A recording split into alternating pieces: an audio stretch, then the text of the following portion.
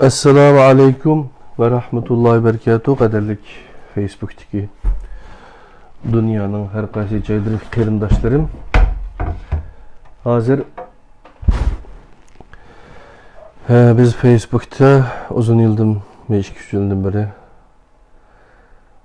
kitap okuş faaliyetini birlikte elip berip kilovatkan. Bugün okuyduğumuz Stephen Covey Amerika'nınki yazgıcısı ünümdar kişilerinin 7 adeti The 7 Habits of Highly Effective People degan kitapını birlikte ünümüz. Aldığı saatlik dersimizde 66. sen dersimizde tedbir yay. Bu kitabını bir kata tanıştırıp mundericileri, onundaki kiriş sözleri, onundaki birinci bölüm. Bu kitaptan kandak paydalanımız 7 adetinin kısaca iniklama schemesi doğruluk birlikte ögünüp ötken, bügen asası mezmununu başlap kitimiz canım dostlar. Birinci bölüm özlükni qaytadan izleş. Birkaç bölüm bakken bunu bir kata dibite yine. İkinci bölüm yekke dairesideki muvaffakiyet tayinişten müstakillikçe. Üçüncü bölüm kollektif dairesideki muvaffakiyet müstakillikten hemkarlıkça. Dördüncü bölüm özünü yükseldiriş ve yaxşılaş. Ondan keyin qo'shimcha mezmunlarken canım dostlar.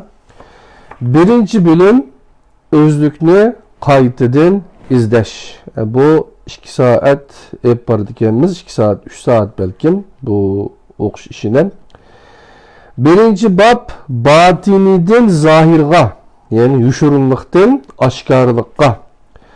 Özünü tel tüküs özgertiş degan mezmununu başlayımız. 23.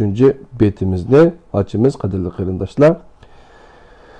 Ötkenlikte Yaponiyadaki ballar bu kitap bilen yine seher saat 4:20'deki Harvard degan kitaplarını, başka kitaplarını, Anuyurt degan romanlarını talep kılgan o kitaplarını ivetip berdik. Belki qarindoshlarımızdan qo'lga tekken bo'lishi mumkin. Birinci bab batiniden zahirga özünü teltüküs özgertiş. Etika muvaffakiyet nazariyesi kişilerge yukarı ünümlük turmuşta muayyen prensip mevcutluğunu, bu prensiplerini ilgilep ve onu özlürünün adet ahlakıga tatbiqlayalığandılar hakiki muvaffakiyet ve bəxtge erişkili buludğanlığını eskertidir. Toğru turmuş usulü bulmasa hakiki ma'nilik hayattan söz etiş mümkün emas. David Starr Jordan, Amerikalık biyolog ve ma'rifçi.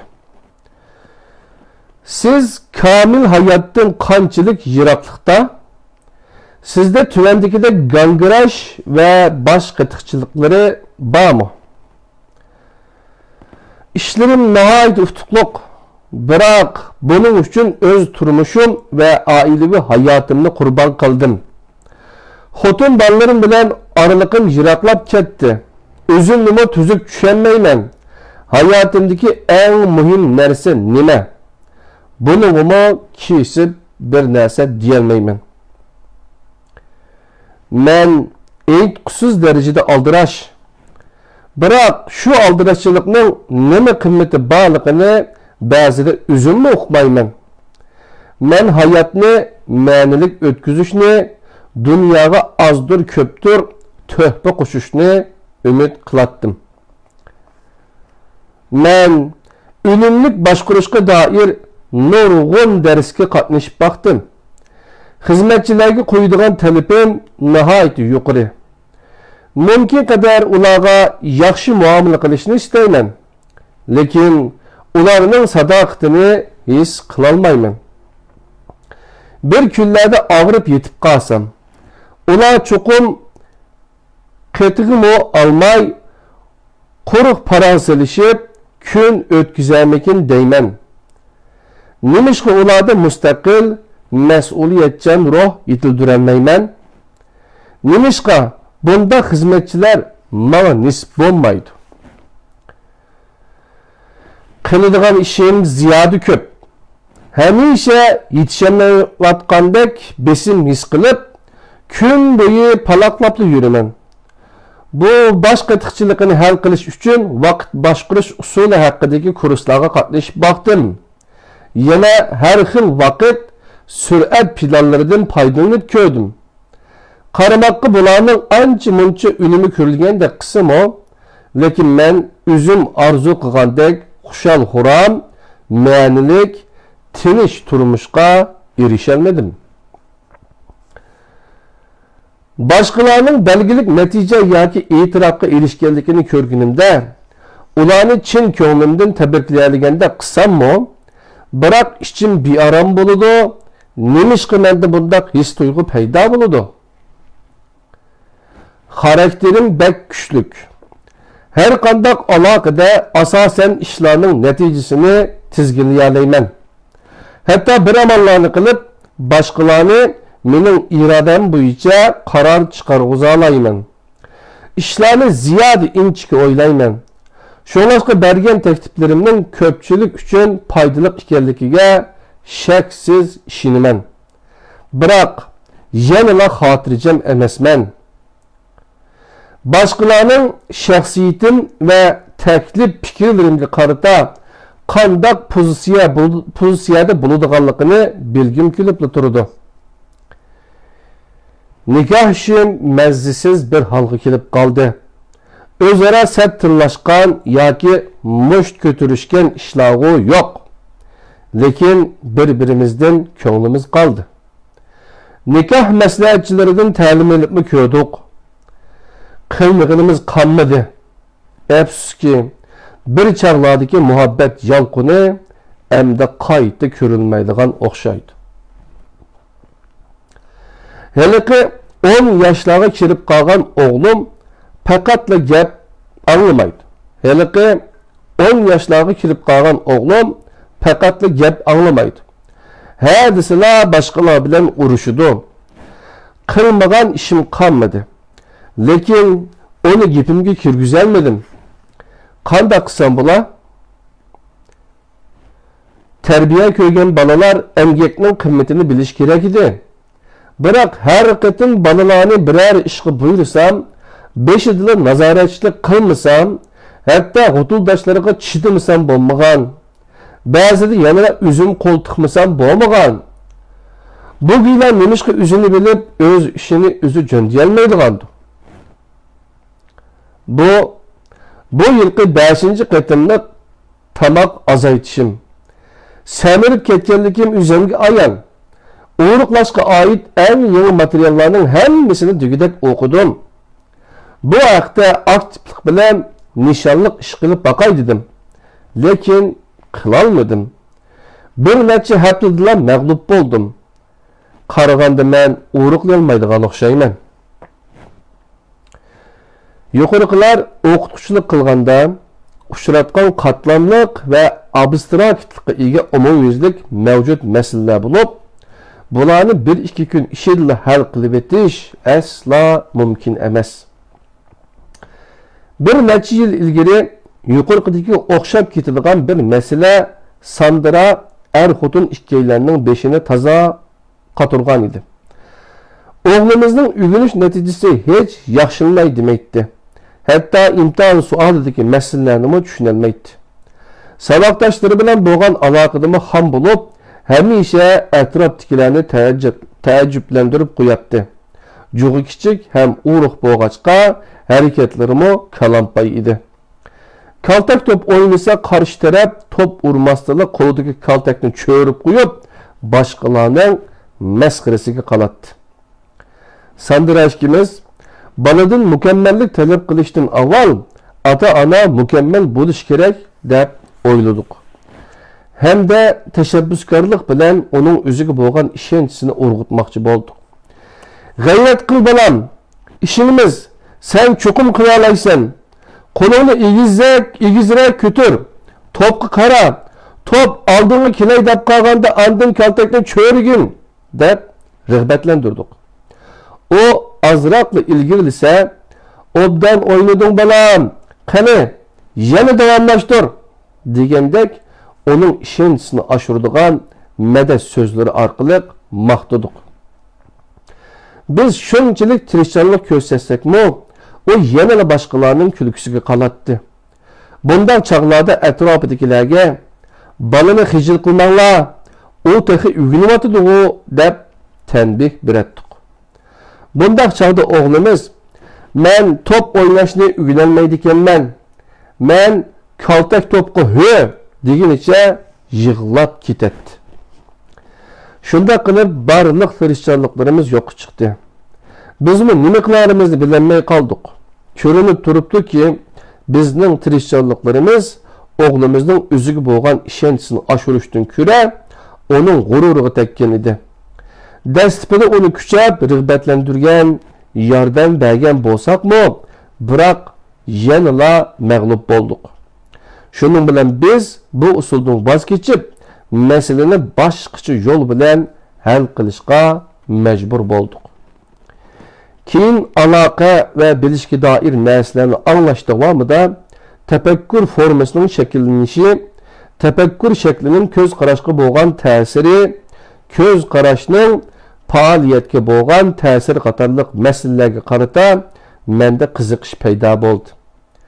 Ümit arzu nazariyasi, özü kelgüsünü reallaştırış hükmü ve Pigmalion effekti, yani bu kısa düşündürüş vakim, bu nazariye 1968 yılı psikolog Rosenthal ve Jacobson tarafından ortaya koyulgan bulup, kişilerge koyulgan ümit arzunun şu kişiye bırakılan aktif təsirini görüstüdü. Mesela, okuğucudan kütken ümit arzusunun okuğucunun ügünüş neticesiga bo'lgan ta'siri degendek. Qatorliqlar haqida yanımı ilgiligen halda tadqiqat elib bardım. Tushundim ki insonning tefekkür fikrinin yıldızı naiti cho'nqir edi.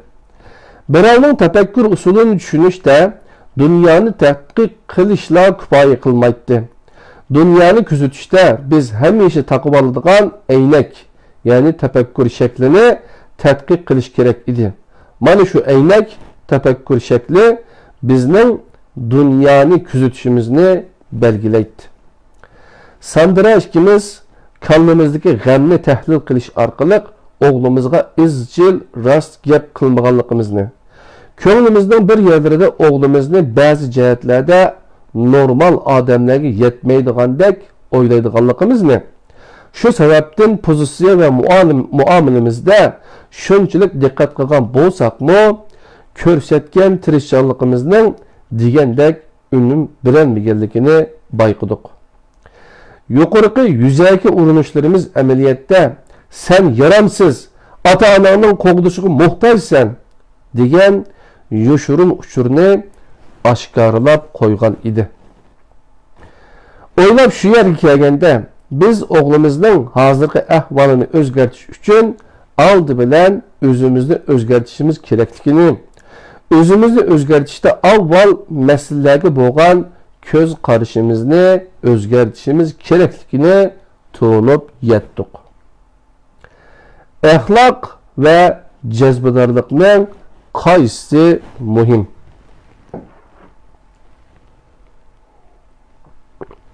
Qadirli qarindoshlar, o'qiyotganimiz amerikalik dаңlıq yazgıcı Stephen Covey'ninki Önümdar kişilerinin 7 adeti degan kitap. Bu şu kitaptan ikinci dersimiz. Birinci babına başladık. Birinci bölümünü. Ahlak ve cezbedarlıkның qaysı mühim? O çağlarda ben 1776 yıldan keyin Amerika'da yazılgan muvaffaqiyat temisideki kitap materyallarını tadqiq qilib degudek ko'rayotgan edim. Özünü mükemmelleştirish, avam psikologiyasi ve o'ziga yordam berish qatorliq nurg'un masalalar tahlil qilingan 100 parchadek asarni o'qib, erkinlik ve demokratiyaga xushtar Amerikalıqlarning umumyuzlik e'tirofiga erishgan, muvaffaqiyatga ta'sir ko'rsatadigan omillarni ilg'ab, puxta egalladim. 200 yildan buyon yozilgan bu asarlarni o'qish davomida kishini hayron qoldiradigan mundaq bir yuzlanish diqqatimni tortdi. Avvalgi 150 yil ichida yozilgan asarlarda samimiyat, kamtarlik, sadoqat, parhezkorlik, jasorat, odillik, sabr, ijtihod, oddiy soddilik kabi o'zgarmas aqida darajasiga ko'tarilgan bir bo'lik axloqiy mezonlar muvaffaqiyatning asosi qilib ko'rsatilibdi. Benjamin Franklinning tarjimali mushu mezgilga vakillik qiladigan asar bo'lib, asarda asosliqi odam shundoq tirishchiliklarni ko'rsatsa, axloqiy jihatdan qandoq yuksaladiganligini, ishga oshira oladiganligini bayon qilinibdi.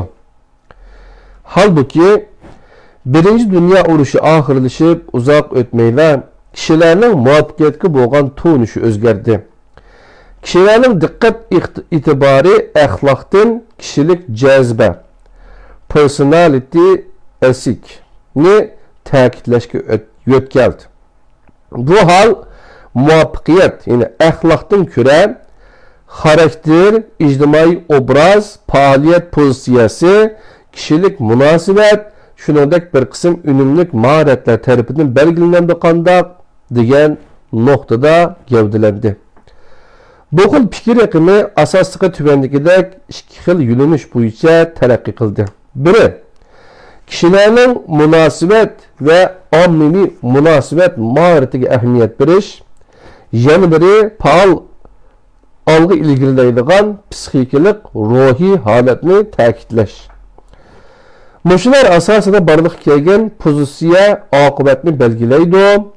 Olmaygandan hijaysan do'sting avg'ay, irodaliklarning ishi hamon o'ng deganga o'xshagan bir qism odat qarashlar haqiqatan qimmatlik. Vaholanki, yana ba'zi odat qarashlar odam ko'ldirlitish, hatto aldamchilikdan boshqa narsa emas edi. Ustadlık qilib boshqalarning ko'ziga o'z ko'rinish, boshqalarga qiziqqan holatga kirib olib uchragilash, teri taraqshitish, tahdid silib o'z maqsadiga yetish qatorliqlar shularning jumlasidandir. Shu sababdan yaqinqi 50 yil mobaynida yozilgan muvaffaqiyat shunoslikqa oid asarlarning mazmuni yuzaki bo'lganning ustiga mulohaza temasi asosan ijtimoiy obrazni qandoq tiklash, muvaffaqiyat yo'lini qandoq tepish qatorliqlarga markazlashgan edi. Biroq bu aspirin yoki barmoq chapligi bilan qalb zidisini davolash bo'lib, qaramoqqa qayer og'risa shu yerni davolaganda ko'rinsin-u, biroq bu kasalni yiltizidan saqaytiradigan unumli tadbir emas, balki vaqtlik chora edi xolos. Bazı hallarda bu xil usul orqali vaqtlik unumga erishgili bo'lsin-u, lekin masalani yiltizidan hal qilib ketgili bo'lmaydi. Masalaning takror zohir bo'lishidan saqlangili bo'lmaydi. Keyin shuni tushunib yetdimki, ilgari Sandra ikkimiz bilib bilmay yengiltak qarashlarning ta'sirida o'g'limizga yuqorqidek usulni qo'llangan ekanmiz. Ko'nglimizda namunalik ota-ona bo'lish, yaxshi obraz tiklash, eng muhimi o'g'limizga ko'ngil bo'lish orqali uni obro'yli bola qilib chiqamiz deb qaragan ekanmiz. Bu xil ro'yi holat o'z navbatida yana o'g'limizga bo'lgan ko'z qarashimizga ta'sir ko'rsatgan edi. Albatta, biz masalaga yuzlanish va uni bartaraf qilish davomida nurg'un ushoq omillarga diqqat nazarimizni ag'diribdimiz yo'q. Aksicha bolamizning baxt iqboli va xushalligiga sal qarabdik. Hadisalar yuz obro'y qo'g'lishibdimiz yo'q, lekin uningga xususiy g'araz aralashtiryapmiz. Shu sababli o'g'limizda o'zini yaramsiz chaqlaydigan tushkun ruhiy holat shakllanib qoldi. Şolaşqa biz nuqul halda bir qism maharetlerge esilib almay, ko'nglimizdagi muddao va baliq bo'lgan ko'z qarashlarimizni tangshashga e'tibor berish qaroriga keldik. Bir amallarni qilib, uni o'zgartirish g'arizida emas, aksicha uning aloyidligi, xosligi va qadr-qimmatini bayqash va tushunishga kirishdik. Bundan boshqa biz yana muddaoyimizni angliq ravishda o'zgartdik. Dilg'onligimizni tugatdik. Balamizning ifodasiga qarab, o'zimizga baho berishdan saqlandik. İlgiriki qatmal ko'z qarashlarimizdan qo'l uzib, qimmat qarash ustiga qurilgan muddao asosida balamizga yuzlanganimizda bir xil yangicha ahvolni, ya'ni balamizni atrofdagi odamlar bilan selishtirib yurishning, qiliplashgan ijtimoiy andizalarni uning ustiga yuklashning tamamen o'rinsizligini bayqadik. Shundala o'g'limizning ortiqchiliklari ko'zimizga chaliqishga boshladi. Bizda o'g'limiz hayotning sinoqlariga bardoshlik berish iqtidoriga ega degan tunush shakllandi. Uni boshqalarning mazoq, masxirlardan qo'g'dash haqida kalla qatirib ketmaydigan bo'ldik.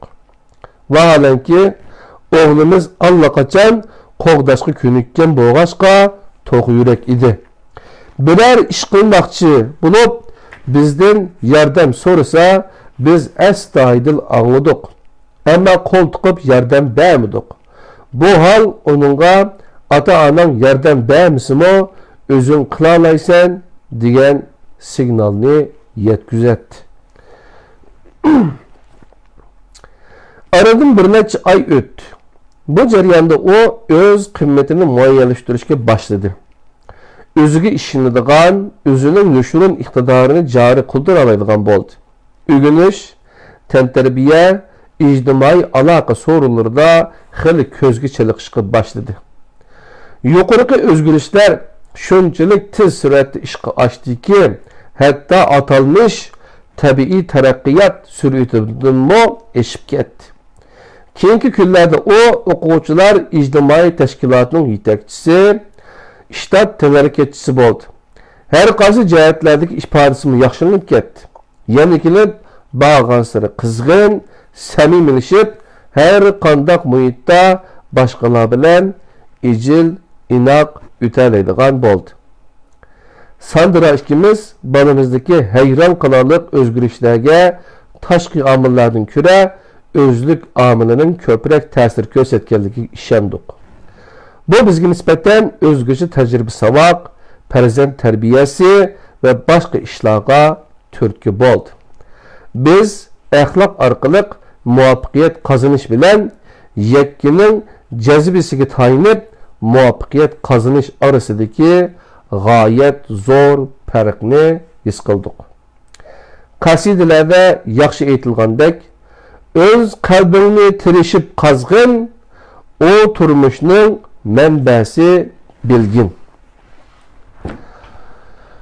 Qadrli qarindoshlar, kitobni o'qishni davomlashtiryapmiz. Ya'ni amerikalik danglik yozuvchi Stephen Covey'ninki Önümdar kişilerinin 7 adeti. Birinci bab nimeti zahirlikten. Birinci bab batiniden zahirga, yani yuşurunluktan aşkarlıkka özünü tevtüküz özgertiş diyen timini. Bunun birinci bölüm, aslında çoğun bölüm nimesi özlükni qaytadan izleş diyen mezmunun birinci babını birlikte ko'ryapmiz, canım dostlar.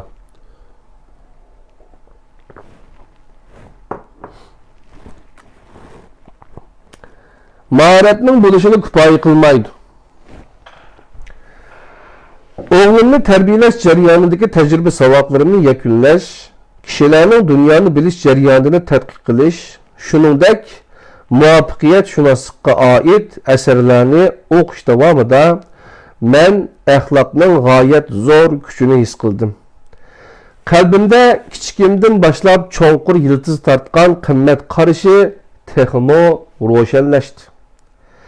Əməliyyatda bu xil qimmat qarashning hozir moda bo'layotgan chig'ir yo'l bilan manzilga yetishni qo'g'lashadigan ta'limotlar bilan nihoyat zo'r farqi bor edi.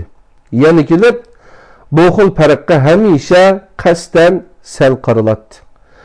Ko'p yillardan beri men kishilarga 7 odatni targ'ib qilib keldim. Bularning ichida o'ziga ishonish targ'iboti nihoyat zo'r rol o'ynadi.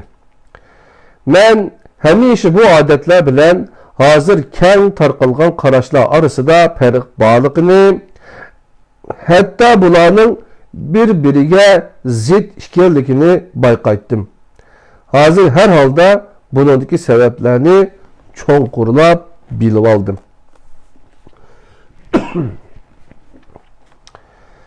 Men kishilik jaziba nazariyasida ta'kidlangan omillar unumsiz demoqchi emasman. Masalan, shaxsning o'sib yetilish, fikr almashtirish mahorati jihatdagi mashqlar, ijobiy tafakkur va ta'sir kuchi qatorliq jihatlardagi tarbiyalanishlar ba'zi hollarda haqiqatan muvaffaqiyat qozonishdagi muhim omillardir. Balkim biz oldingilarning tajribalari asosida o'z iqtidorimizni joriy qildirgan vaqtimizda hadislar o'zimizni tarbiyalashga eslab olib, oldingilar ahamiyat bergan. Balkim biz oldingilarning tajribalari asosida o'z iqtidorimizni joriy qildirgan vaqtimizda hadislar o'zimizni tarbiyalashga eslab olib, oldingilar ahamiyat bergan ba'zi talablarga sal qarag'an bo'lishimiz mumkin. Va yoki tayyorga hayyor bo'lishga odatlanib ketganlikdan ter oqqizishning zurriyati esimizdan ko'tarilgan bo'lishi mumkin. Gapdanlikdan foydalanib boshqalarni ro'yimga boqadigan, men uchun ketman chopadigan, holimga yetadigan qilalishi mumkin. Biroq menda yolg'onchilik, saxtipazlik ko'rilsa, ko'zlagan nishonga yetolmasligim mumkin. Chunki yolg'onchilik osonla boshqalarning gumonini qo'zg'aydi. Natijada kishilarga har qanday ish harakatimizga boshqacha g'araz yushirungandek ta'sir berib qo'yamiz. Bu vaqtda hatto atalmış kishilik munosabat san'ati degandek narsalarmo hech narsaga esqatmay qoladi. Mayli siz qanchalik so'zman bo'lib keting va yoki niyat iqbolingiz qanchalik oliyjanob bo'lsin, mubodo boshqalarda sizga qarata ishonch bo'lmasa, eng yaxshisi muvaffaqiyat haqida eg'iz ochmang. Faqat ko'ngil odamlarga kishilik muomala san'atidan unumli foydalanish nisb bo'ladi. Mahorat, ya'ni san'at kili esli bilish, xuddi imtihon oldida tavriga tevingandek ish bo'lib, gohida o'tkaldan o'tib og'ili. Hatto ba'zida yomon emas unumga erishgili bo'lsa-mu, lekin u o'yinib bo'g'ili bo'ladigan ish emas. Tasavvur qilib boqaymi. Tirikchilik qilganda o'zimiz harakat qilmay, tavriga sig'inganning nima foydasi? Ehtiyozda uruq chachmay, yozda o'ynasak, ko'zda usulni kim qo'yibdi? Ko'zda usulni kim qo'yibdi? Aniqki, tirikchilik qonuniyatlik jarayon. O bizning qantar oqqizishni, terimning tartibini bir-birlab tugatishni talab qiladi. İşlesen, ishlaysan. Tirikchilikda boshqa yo'l yo'q. İnsaniyat dunyosidagi turli ish faoliyat va kishilik munosabatlarni xuddi husul ilish qonuniyati ustiga qurilgan tabiiy sistemining timsolidir.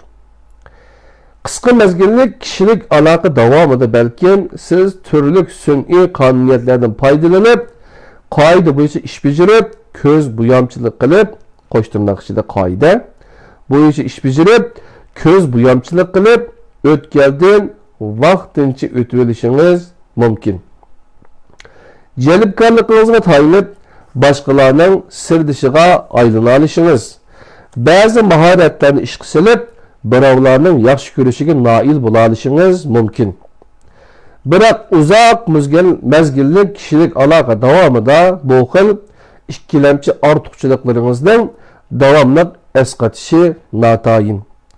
Mubada kalbinizde çonqur yıldız tartkan samimiyet ve fazilet mevcut bo'lmasa, turmushdagi turlik sinoqlar sizning haqiqiy mohiyatingizni o'g'ayli oshkorlab qo'ydi-da, bir mahallik muvaffaqiyatingizning o'rniga desaydig'ini kishilik munosabatdagi jimirilish bo'lib qoladi.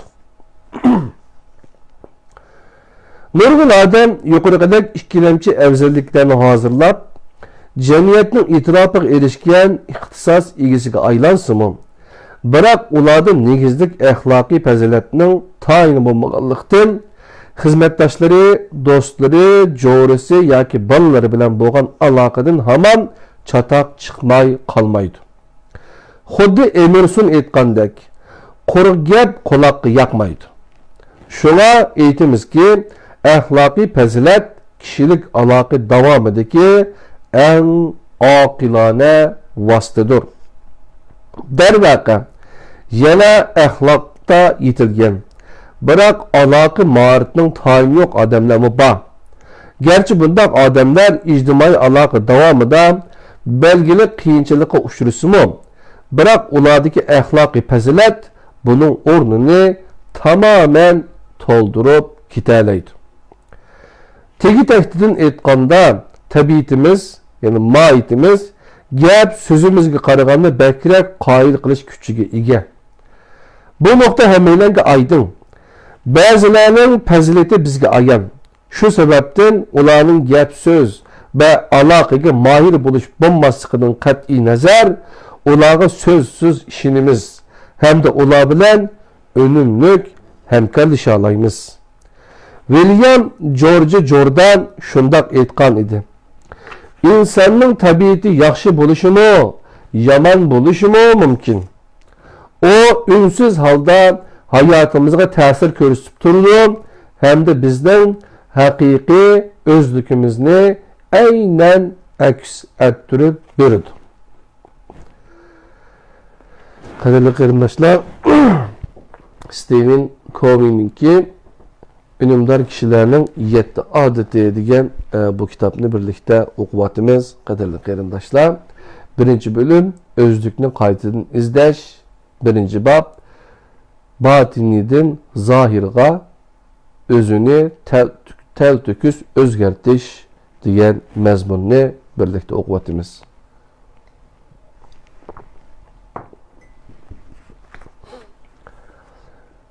Tefekkür endizisinin gücü.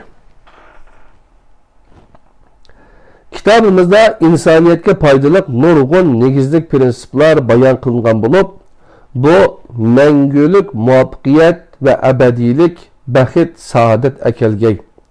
Hemmegi hop kelgey.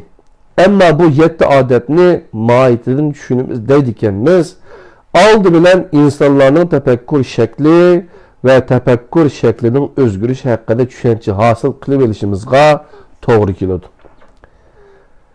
Aldıda tilgilip ötken ahlak muvaffaqiyet nazariyasi ve cezbe nazariyasi tipik iki xil tefekkür şeklidir. Tefekkür endizisi degan bu atalgı Girik tilidan kirgen bulup, derslerde bir xil ilim-fen atalgısı orunda istemal kılıngan.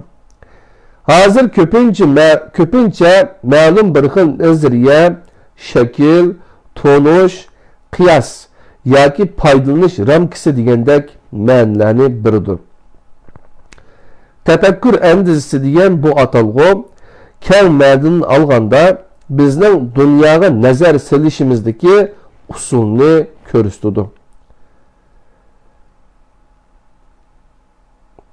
Bu xil nazar silishning ko'rish sezgisi bilan asla munosabati yo'q bo'lib, asosli bizning idrok, tushunish, tushuntirish, ya'ni izohlash iqtidorimizni ko'rsatadi.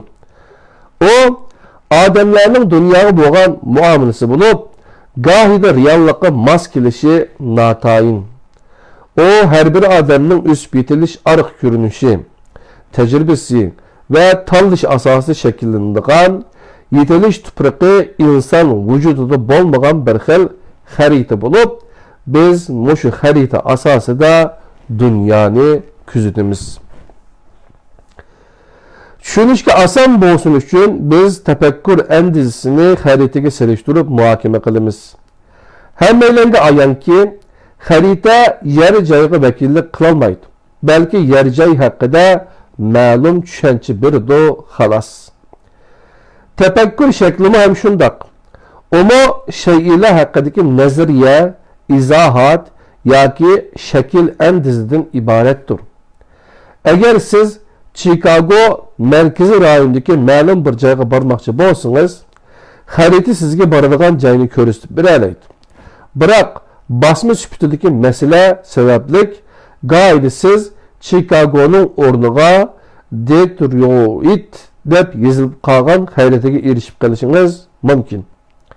Ko'zlagan nishoningizga yetib bora olmagan chog'dagi ashu tushkun va chorasiz holatingizni tasavvur qila olamsiz? Siz ish harakatingizni o'zgartira olasiz.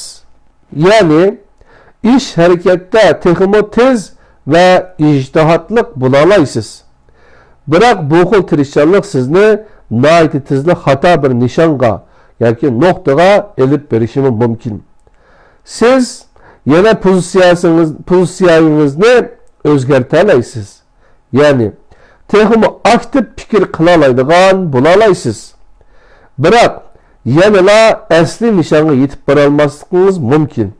Yoki siz yuqoriqilarning hech qaysisiga parvo qilmay, nagina bormang, nimani qilmang, xushal-xuram yura olasiz.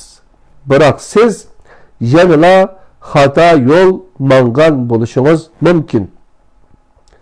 Bu yerdagi tubki masala harakat va pozitsiyada emas, balki dal xato xaritadir. Odamning kallasida nurg'un xarita mavjud.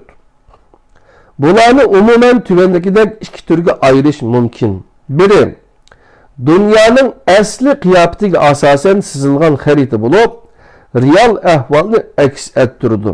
Yana biri tafakkur andizisiga asosan chizilgan bo'lib, o shaxsning qimmat qarashini aks ettirdi. Biz bu xarita asosida barliq tajribalarni sharhlaymiz. Bu jarayonda xaritaning to'g'riligidan qancha shubhalanmasligimiz, hatto gohida uning mavjudligini esimizdan ko'tarilib ketishi mumkin. Biz albatta ko'rgan va anglaganlarimizning hammasini real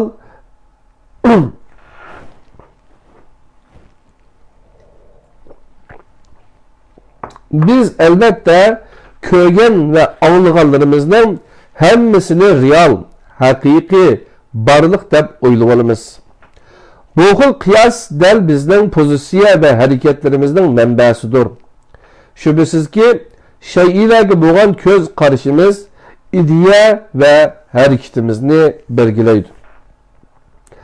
Endi biz aql va sezgi haqida bir kichik tajriba ishlab ko'raylik. Bir necha minut vaqtingizni sarf qilib 1.1 resim ve 2.1 resimni kuzutung. Yani ma resimni debdi, qadrli qarindoshlar.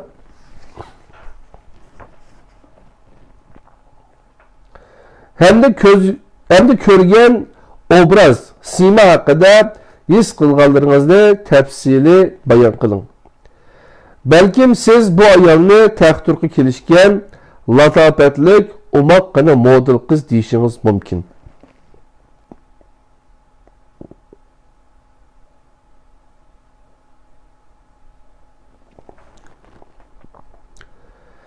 Agar men sizga yangilishdingiz, o allaqachon 60-70larga borgan g'amkin bir ayol. Mubada yo'lda uchrab qolsa, yo'llanmasangiz, mana men desam, bunga nima dersiz? Agar biz ro'bro o'ltirib mulohaza yurgizish imkoniyatiga erishgan bo'lsak, o suratdagi obraz haqida ravurus o'rtaqlasha oldik. Vaholanki bunga imkon yo'q. Şolaşqı biz 1.3. resimni kuzatayli. Hem de onu 1.2. resim bilen siliştirip köreyli. Suratdagi yaşanıp kalgan ayolni ko'rdingizmi? Tafsili kuzuting. Bu yuqorqi tajriba mazmunini tushunishda nihoyatda muhim. Endi tuvandagi qo'llarga nazaringizni avdiring. Mana bu birinchi resimken qadrli qarindoshlar. Mana bu ikkinchi resimken. Mana bu üçüncü resimken canım dostlar.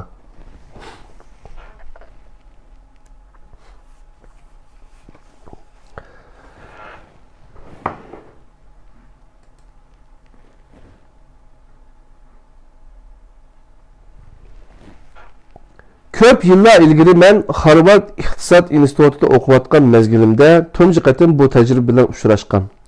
Aynı vaqtda bizga ders o'tadigan bir professor yuqorqi tajribadan foydalanib, o'xshamagan odamlarning bir xil shayga qarata har xil ko'z qarashda bo'ladiganligini ilmiy yo'sinda sharhlagan edi. Bu logika kategoriyasidagi emas, balki psixikalik masala edi. Şu qatimqi tajribada professor oldi bilan darsxonaning ikki jan retida o'tirgan o'quvchilarga ikki tiziq karta taqib berdi.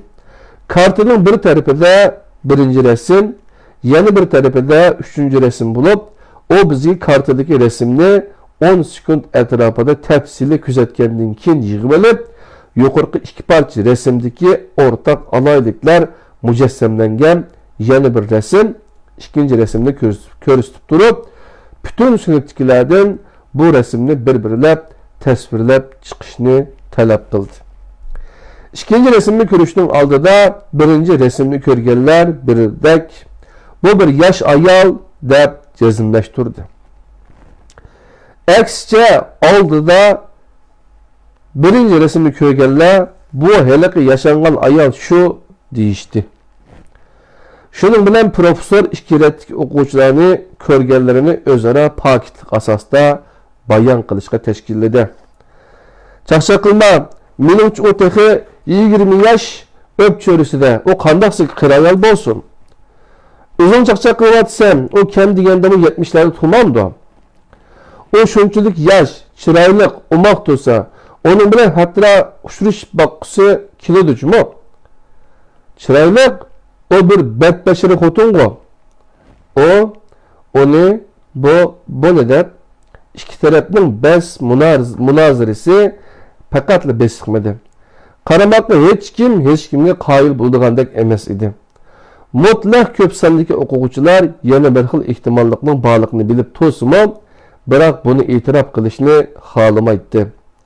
Faqat az bir sondagi o'quvchilar bu rasmni başqacha nuqtani chiqish qilib turib kuzatishga boshlagan edi. Bes munozara toza qiziyotganda bir saboqdishimiz resimdagi bir tal siziqni ko'rsatib, bu qizlar taqvoladigan marjon debidi, yana biraylar darhol raddiya berib, "Yo'q, bu yashangan ayolning eg'izi" dedi. Shunday qilib ko'pchilik resimdagi har bir kichik tafsilotlargacha mulohaza qilishga boshladi. Bes munozara davomida saboqdoshlar tadrijiy holda qarshi tarafning kuzatish nuqtasini bilishga boshladi. Biroq ular diqqat nazarini birdan boshqa yoqqa og'dirib, rasmga qaytadan ko'z yugurtganlarida rasmdagisi biz dastlabida 10 sekund atrofida tafsili kuzatgan sima shu deyishatdi. Keyin xizmat davomida men izchil turda inson sezgusiga munosabatlik bu tajribadan foydalanib keldim. Chunki mazkur tajriba bizni inson va kishilik munosabatning mohiyati haqida texmi mukammal tonishga ega qila oladi. Bu tajriba oldi bilan bizga sharoitning insonning tonishi va tafakkur shakliga bo'lgan g'oyat zo'r ta'sirini tushuntirib turdi. 10 sekundlik kuzatish shunchalik ta'sir paydo qila olgan yerda ömür bo'yi biz chirmishib yashaydigan sharoitning roli qanchalik bo'lar? Ma'lumki, oila, maktab, cherkov, idora, do'st, birodar, xizmatdosh, shuningdek keng tarqalgan fikr iqimi, masalan, shaxs jaziba qarishi, qatorliqlar bizning tafakkur shaklimiz, ya'ni xaritimizga bilib bilmay ta'sir ko'rsatib turadi. Onundan başqa bu tecrübe yana tefekkür endizisining harakat ve pozitsiyaning manbasi ekanligini, bu manbadan ayrılgan söz harekette rastçılık ve samimiyet bo'lmaydiganligini tushundirib berdi. Mesela mubadisiz ikinci resimdeki ayolni yosh ayol deb qarasangiz, o halda bu xil qarashning ta'sirida yo'ldan o'tganda uni yo'lib olishni xiyolingizga keltirmaysiz. Çünkü sizdeki yosh ayol degan qarash pozitsiya ve harakatingizni belgilab qo'ydi. Yuqoriqilar cazibe nazariyasining bir asosiy kamchiligini, ya'ni yuzaki halda hareket ve pozitsiyani o'zgartirishga esilib olib, ish harakatning manbasi bo'lmoq tafakkur shakliga sal qaralsa, degandek unum hosil qilgani bo'lmaydiganligini ko'rsatib berdi. Bu tecrübe bizga yana tafakkur shaklining kishilik aloqaga bo'lgan ta'sirini tushuntirib berdi. İlgiri o'zimizla shaylarning mohiyatini aniq va obyektiv holda ko'ra olamiz deb chaqlaydik. Biroq mazkur tecrübe bizga boshqalarning qarashi gerçi bizniki bilan farqli bo'lsa-mu, lekin uning asosi borligini, mavqening nuqtai nazarini belgilaydiganligini tushundirdi. Yuqorida aytib o'tganlarimiz hargiz tuturuqsiz gaplar emas. Tecrübe davomida dastlabida o'xshamagan obrazni ko'rganlar ikkinchi rasmni kuzatganda o'xshashli bir xil oq taglik qarasizlikni ko'rgan. Bu hammaydan e'tirof qilgan amaliyat. Biroq rasmni kuzatuvchilarning tajribasi o'xshash bo'lmaganlikdan rasmdagi obrazni sharhlashmi farqli. Sharhlashdan ayrildikan pakitmo ahamiyatini yo'qotadi. Tafakkur shakli, xarita, qiyos, shuningdek tajribaning faoliyatlarimizga bo'lgan ta'sirini qancha cho'nqur to'nib yetsak, tafakkur usulimizga shuncha ega bo'la olamiz. Hamda amaliyot davomida uni kuzatib, tekshirib tura olamiz. Shundala boshqalarning ko'z qarashlarini birilib anglab, xushallik bilan qabul qila olamiz. Nazar doiramizni texmo kengaytib, texmo amaliy ko'z qarash yetildira olamiz. Qadrli qarindoshlar, o'qiyotganimiz Stephen Covey'ninki Önümdar kishilarninki 7 odati degan kitobdagi mazmunlar, qadrli qarindoshlar.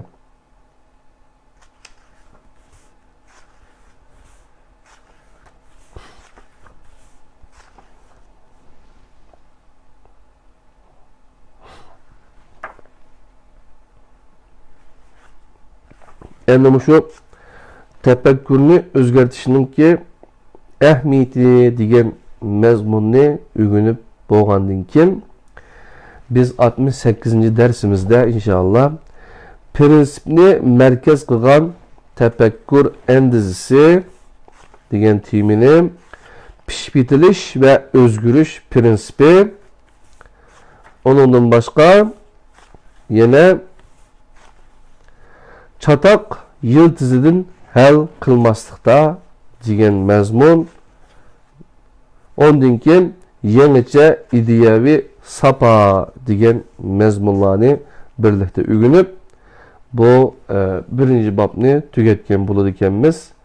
Hozir kamgacha 50 minutlik vaqt bo'libdi. Anda bo'lsa biz tafakkurni o'zgartirishning ahamiyati degan mazmunni o'rganaylik.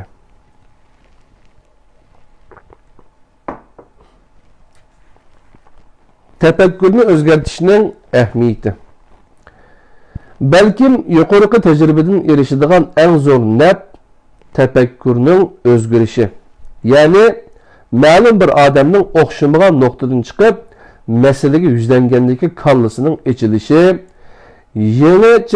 yangicha his tuyg'uga cho'milishi bo'lishi mumkin. Tunji ta'sir qancha zo'r bo'lsa, uning zilzilasi shuncha zo'r bo'ladi. Tefekkürünün özgürüşü degan bu atalgı en dastlabda Thomas Kuhn'ning İlim-fan inqilabının qurilmasi nomli mashhur asrida tilga ilingan. Kuhn mazkur asrida tefekkürünün özgürüşü degan bu atalg'ini sharhlab mundaq deydi. İlim-fan tadqiqotidagi har qanday zo'r natija yoki bo'sish an'anaviy ko'nicha tefekkür endizini pachoqlab tashlash asosida vujudga chiqadi. Mag'atni qayta bir deb etilib, ilim-fan tadqiqotidagi har qanday zo'r natija bo'sish an'anaviy ko'nicha tefekkür endizini pachoqlab tashlash asosida vujudga chiqadi. Qadimki Misrning astronomi Ptolemy yer shari olamning markazi deb qaragan. Kopernik Quyosh olamning markazi deganni o'tirg'a qo'ydi. Ko'z qarashdagi bu xil farq tefekkürning o'zgarishini keltirib chiqadi. Garchi Kopernikning Quyosh markaz ta'limoti kishilarning kuchli qarshiligi va zarbasiga uchragan bo'lsa-mu, biroq uzunga bormay insoniyatning olamdagi barliq shaylarga bo'lgan tunishida olam shumul o'zgarishlar maydonga keldi. Newton o'ttirg'a qo'ygan fizikali qonuniyatlar ta hozirgacha zamonaviy qurilish ilmiga asos bo'lib kelgan bo'lsa-mu, biroq u asla ilm-fanning adoqqa chegarasi emas edi. Einsteinning nisbiylik nazariyasining o'ttirg'a qo'yilishi ilm-fan sohasiga yana bir qatimliq inqilob elib keldi. Bakteriyaga munosabatlik nazariyalar barliq kelishdan burun nurg'un analar tug'ut sabablik behisob jangchi, jarohat va kasal sabablik o'lib ketadi. Bakteriya nazariyasidagi yangi ko'z qarashlar bugungi davr meditsinasini taraqqiyot imkoniyati bilan ta'min etdi. Bugungi Amerikamo tefekkür o'zgarishining natijasidir. An'anaviy ilohiy hokimiyatchilik, mustabid podshohlik ideyasining o'rnini demokratiya, xalqchilik nuqtai nazarlari egallab, demokratik qonun tuzumga ega erkin, bayashat Amerika jamiyati maydonga keldi.